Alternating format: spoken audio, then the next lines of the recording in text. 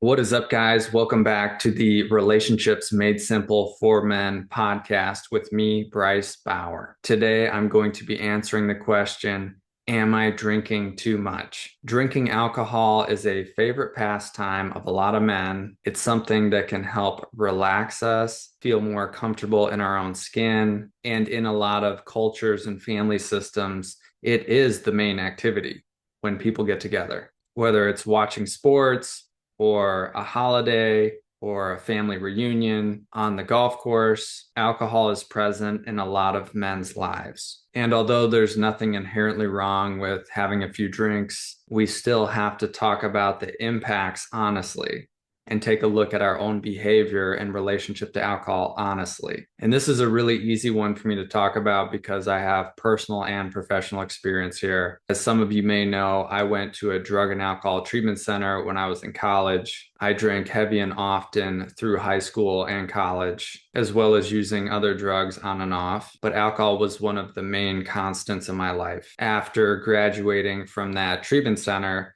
I decided to come back and work for a wilderness therapy program here in Utah. And I moved around to New Mexico and Hawaii, working for different programs. And the clientele was typically young men ages 18 to 30 who are dealing with mental health and substance abuse issues. So I like to say I've had hundreds of conversations with people around their own denial, around their substance abuse issues, and the impact it has on their life. Many debates about this. And of course, everyone has varying degrees of dependence, but I have heard every single objection. So today I want to talk about how to assess your own alcohol dependence and relationship, go through some of the thought experiments to try on, give you some real data points, and also talk about what to do if you feel like alcohol is a problem in your life, or if other people think it's a problem and you don't. What do you do about that? The first thing I want to highlight is that I hear a lot of people get caught up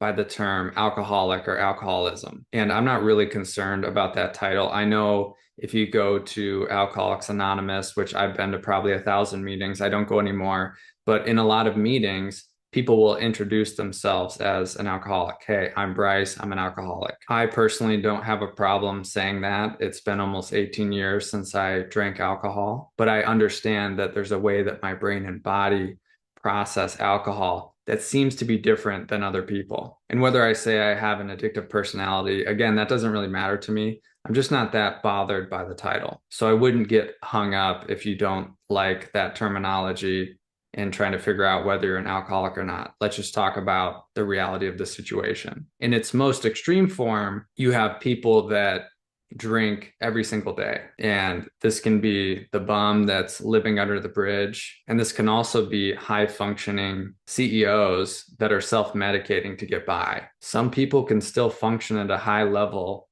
while they're in active addiction. It usually doesn't last forever, but they can for a long period of time. But if you're drinking every single day, I would say you're an alcoholic.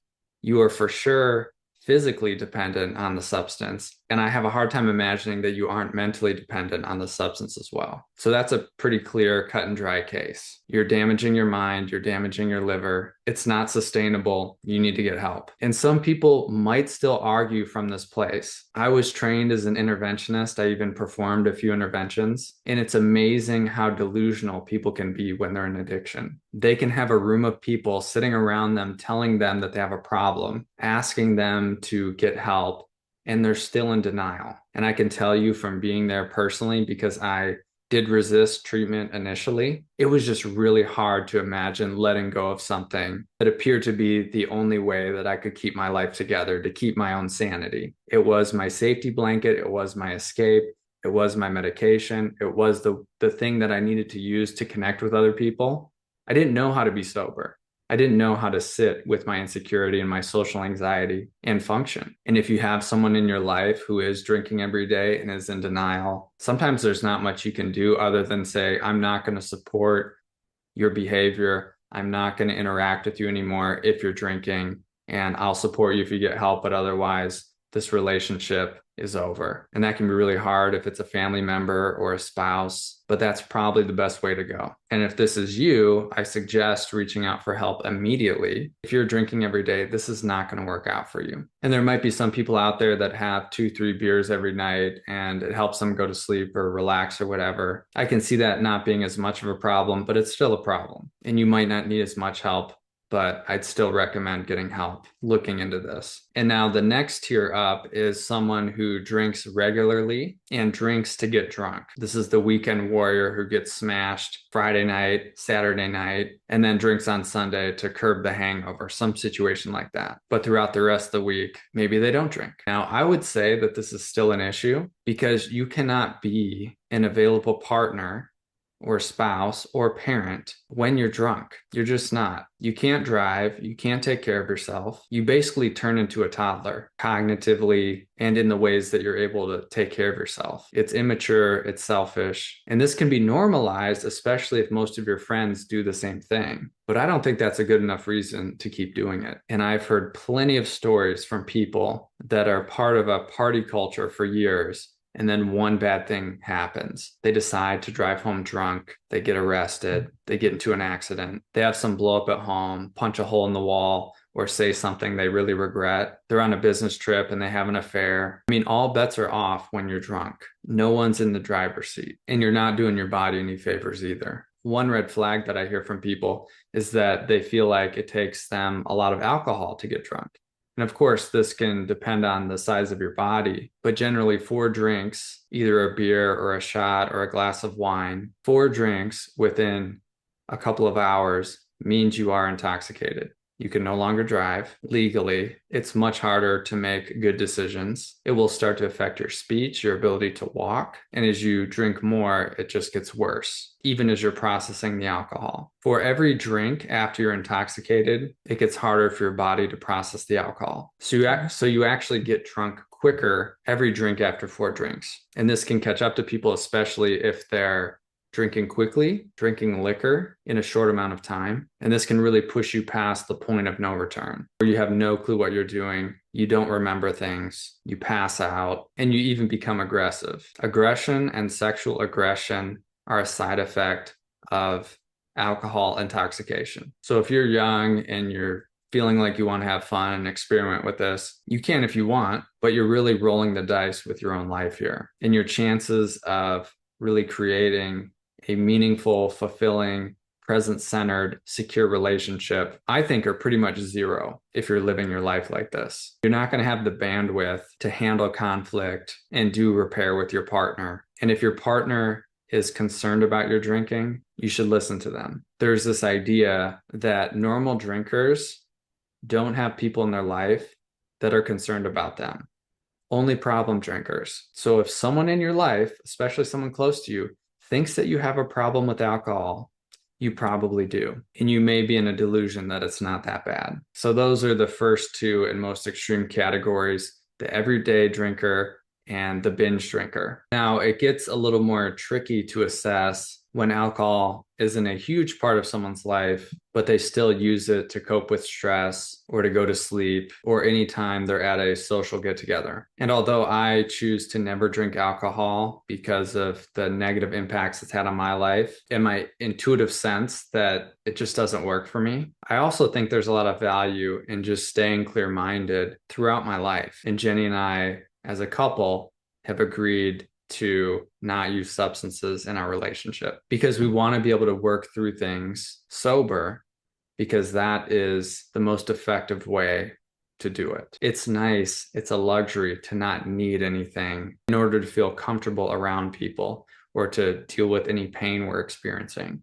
And we can always count on each other to be clear-minded whenever we're working something out or going through something hard. So this is something that we really appreciate about each other in our relationship. And I can see why people also like to have some drinks sometimes. I have people in my immediate family that like to have a glass of wine or 2 with dinner or go out with friends. And it doesn't really seem to impact their life negatively. So as long as you're not getting wasted and needing someone to take care of you or clean up after you or making really poor choices, it should be fine, unless your partner has an issue with it. This is where you have to think relationally, because even if you don't think it's an issue and your partner does, the relationship has an issue. And you should take it seriously, because if you continually dismiss your partner and tell them, oh, it's not a problem, you're just overreacting, you're just too sensitive, you don't want to have fun, they're going to feel more and more missed, more and more lonely, and less understood.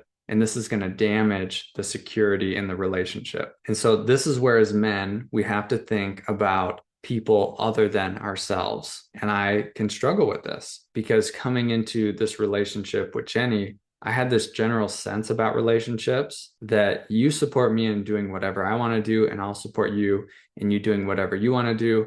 And if there's any conflict, we should just do whatever we want to do as individuals and have to accept that. Well, it turns out that's not the best way to do relationship, to just ignore the impact that we have on each other and bury feelings and probably carry resentments. To be in a high functioning relationship, we take into account the impact that we have on each other.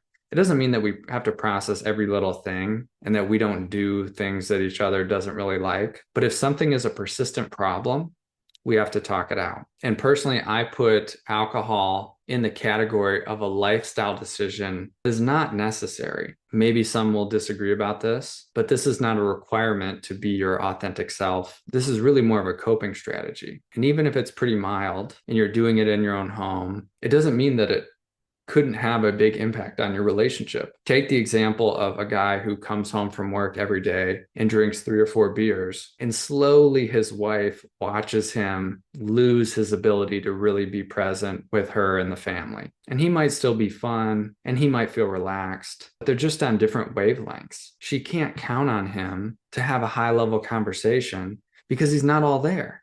You just can't be all there when you're drinking. Alcohol slows your ability to process information, and it can open up the pathways to feel more in a way. Like maybe you feel like you can talk about things more deeply, share more vulnerably, or cry. You've probably seen people that get really drunk and they just get so emotional. I used to do that. I think that's part of why I like drinking, is sometimes I just felt like I could feel more. I could feel more excitement. It would magnify the emotion. Sometimes I'd even break down crying, talking about something from my past. And it was good in a way, but I wasn't really able to process it in that moment because I'm drunk or tipsy, and I'd forget about it. So it was really more of a band-aid. And one way I like to think about this, going back to the relationship side, is that if you have to make a really good case for why you should drink alcohol, what do you have? One thing people will say is that it's more fun. It allows them to feel more joy or excitement, to be themselves. That's one objection. What I would say to that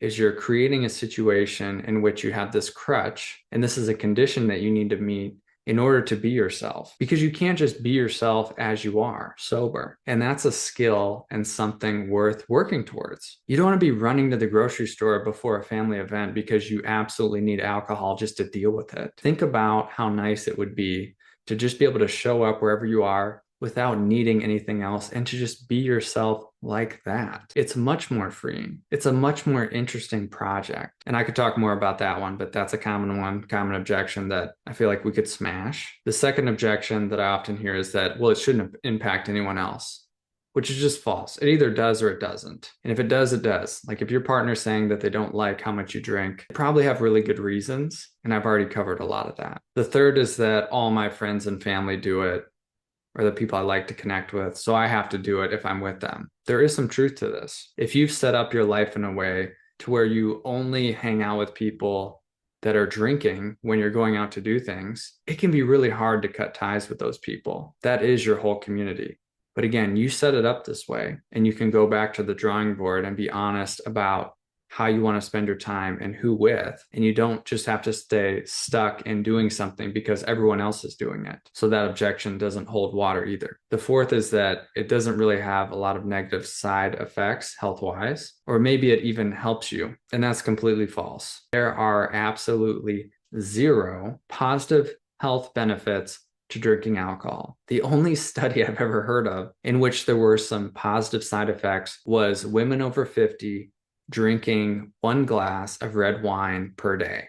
Other than that, I haven't seen any evidence of alcohol helping your physical or mental health in any way. It is a neurotoxin. It is not good for you. It's empty calories. There's just nothing there. And I could go through a few more different objections, but I feel like that's enough for today. So if you are trying to assess your relationship with alcohol, or you're not sure what to do because you're getting complaints from people in your life, hopefully this was helpful. If you want to work on this, feel free to reach out to me or go get some help somewhere else. This is a really common issue, and it can be hard to untangle yourself from the webs of self-deception that come along with dependence and addiction. That is one of the side effects, is that we become delusional and believe our own lies about it. So I want to speak really honestly because people need that. That's all I got for today. See you next week. Peace.